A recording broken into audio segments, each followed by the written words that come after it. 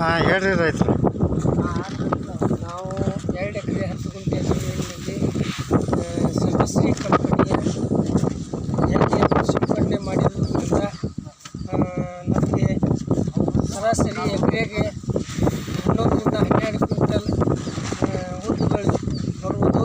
ಹಾಗೂ ಈಗ ನಾವು ಹಾಕಿದ್ದು 2 ಎಕರೆ 10 ಗುಂಟೆ ಸುಮಾರು 23ರಿಂದ 24 ಕ್ವಿಂಟಲ್ ಉದ್ದು ಬರ್ತದೆ ಅಂತೇಳಿ ನಾವು ಅಂದ್ಕೊಂಡೇವಿ.